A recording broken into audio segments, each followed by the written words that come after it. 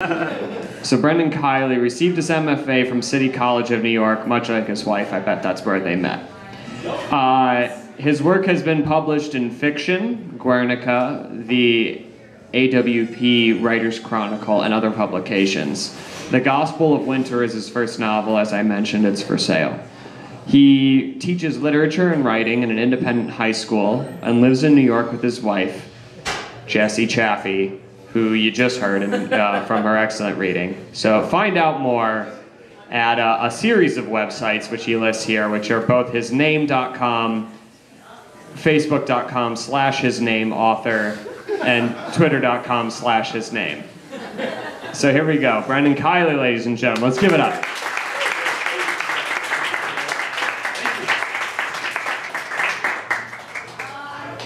All right. Thanks first to Jessie Chaffee, the love of my life, for being the person you are and the writer you are.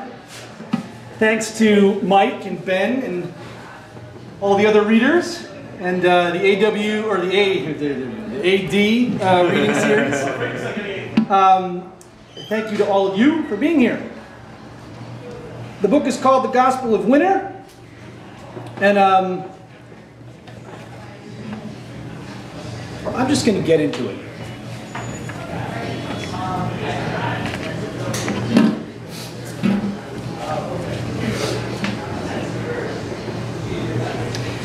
In order to tell you what really happened, what you don't know, what the journalist didn't report, I have to start at Mother's annual Christmas Eve party. 2 nights before, as if the universe were the co-producer of her big show, a snowstorm whitewashed our little corner of Connecticut. Mother was thrilled. Electric candles in the windows, wreaths on the doors, picturesque drifts of snow snuggled up against the house. Everything was just wonderful, as her friends would say. Spirits would soar, or at least appear to. That was Mother, survival of the cheeriest. And everyone was ready to suck down her holiday cure-all. We were about to welcome more than 150 guests into our home and ignore the fact that although the invitations had been mailed out in late October with my father's name next to hers in embossed script, old Donovan was in Europe, where he'd spent most of the year, and where he now planned to stay for good. I'd never been allowed to go in old Donovan's office, but precisely because he was no longer home, I'd recently made it mine, lurking among his books and curios from around the world, hoping to find some wisdom to fill this awful emptiness widening inside me. If not for the party, I'd have sat in the office all night reading Frankenstein for Mr. Weinstein's class. But there was the party, and Mother was upstairs getting ready, so I said, fuck it. If I'm going to survive it, I need a jump start. I locked the door to the office and sat in the swivel chair behind his desk. Nothing but the necklaces of white lights hanging on the bushes outside the windows lit up the room. I sat in the semi-darkness for a while, listening to the caterers scurry around elsewhere in the house, and then I turned on the small reading lamp, only to see what I was about to do. The day calendar hadn't been adjusted in weeks, and I left it that way as I dragged it across the desk pad and flipped it face down. The metal surface glinted in the lamplight. I shook out a couple pills of Adderall, placed them on the back of the calendar, and using one of old Donovan's heavy pens, I ground them down, divided the pile into smaller piles, took the pen apart, and snorted a line up the empty tube. A scattershot of thoughts and memories exploded in my mind, and I imagined an apparition of old Donovan nosing out of the darkness, his pale, bald head, 2 eyes fixed in a scrutinizing glare. He leaned toward me and grumbled one of his usual disquisitions. Boy, you can be one of 2 people, someone who makes reality for others or someone who has reality made for him. Old Donovan was a man I read about in the paper, one of those men who gathered in Davos, Beijing, or Mumbai and shook hands in a way that affected the world economy. Think globally, act locally, I wanted to tell him, but he was never home to work on the local part. Besides, when did I ever tell him anything? When did he ask? I banged another rail. The ghostly old Donovan dropped into the armchair, and a memory materialized in the room. He was reading an issue of Barron's. His socks were stuffed into his shoes on the floor nearby, and his bare feet rested on the ottoman. They looked like translucent white raisins, shriveled up and drying out in front of the fireplace. He sweated, and he scratched the crown of stubble above his ears. On the table beside him, a pile of newspapers lay folded and stacked beneath a small ashtray with crushed stubs rising from the mound like tombstones. A glass rested on the wide arm of the chair. There was plenty left in it, but he pressed his big nose against the rim and drained it anyway. The usual gluey strand remained lodged in his throat, however, and he tried to clear it. Boy, you'll be lucky if you're a goddamn footnote in history. Most people live inconsequential and meaningless lives. I'm trying to help you. I concentrated until there was only one voice left in my head. I guess it sounded like me. At least it sounded familiar. I'm in the room, I finally said into the emptiness around me. I'm right here. Okay, I'm going to pause there and jump ahead a little bit. This book is about Aidan Donovan, a 16-year-old boy who recognizes that the relationship he has with his priest is not love, but abuse, and the gang of friends that he rallies around him as he struggles to decide whether or not he's going to share his story with the world, and if so, what those consequences might be for him and for others. So I'm going to jump ahead now to after that party that was a disaster, as you can imagine. There were a couple of other high school friends who were there, and much to his surprise, they have invited him out a few days later to hang out with them at their own party with peers, not with adults around.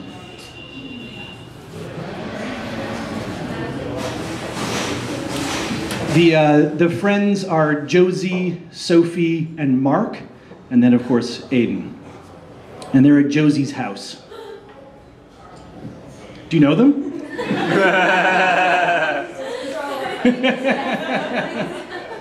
Nice. All right. Well, never mind. All right. So Josie led us out the back door and up the hill to the pool house. We turned on the stereo and sat on stools around the bar. Mark stood behind the bar, packing a bowl.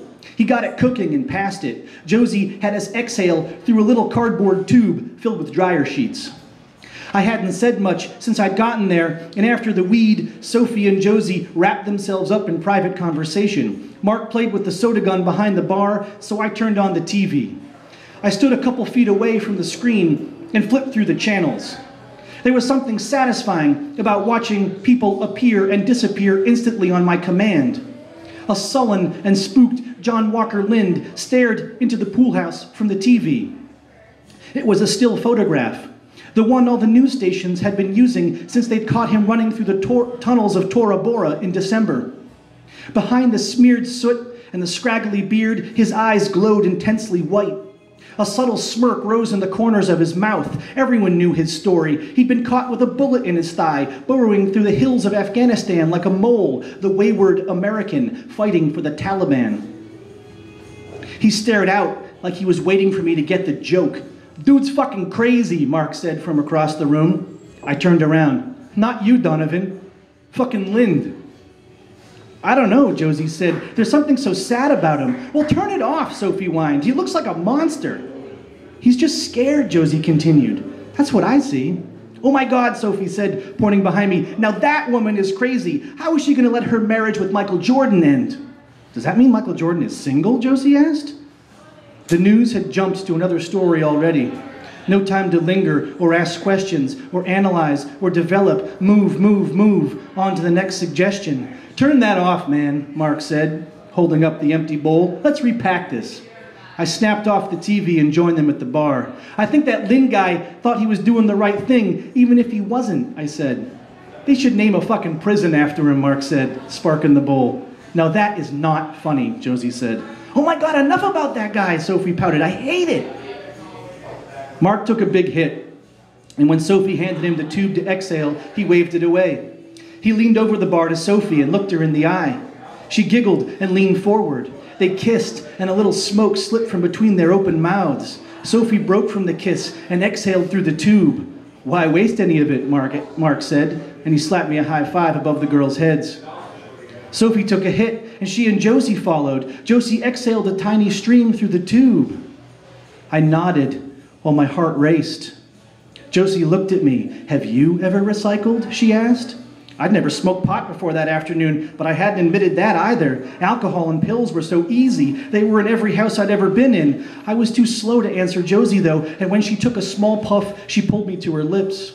The smoke came into my mouth, followed by her tongue, which flickered gently, then slipped out. I held my breath and tried to smile, which was harder than I thought because the smoke burned more than the cigarettes I'd had, and worse, I thought my stomach was going to explode. How many times had I stared at the back of Josie's head and wondered what it was like to be so close to someone so beautiful? But there was more. She was looking at me. My eyes began to burn too. I froze and my neck and shoulders tightened. Get real! What did Josie see? There were so many Aidens stacked like Russian nesting dolls within me who I never wanted her to meet or know. I exhaled through the tube and coughed. Nice one. When you cough, you get off, Mark said. Okay, Josie said, pointing from me to Mark. Your turn. No, that's cool, I said, glancing at Mark. I should just come back the way I came, right? Mark leaned back against the shelves behind the bar with a wry half smile. No way, Josie said. This is a circle. Yeah, Sophie said. Girls do it all the time. What's the matter with you boys? Nothing, I said. Sophie and Josie protested, and still amused, Mark watched us bicker. A dull ache gripped me. I couldn't look at him again. My body felt like a machine. I could respond any way I was asked to. Don't ask me to start. Just kiss me and I'll kiss you back. A kiss was nothing. I knew that. A kiss was so simple. It was what followed that frightened me. I didn't want to move, but I wondered if I could end the debate right there by kissing Mark, and then we'd all get back to feeling like we were getting away with something together. That's all I really wanted, for the circle to continue, and for me to remain a part of it. You're acting a little uptight, man, Mark finally said.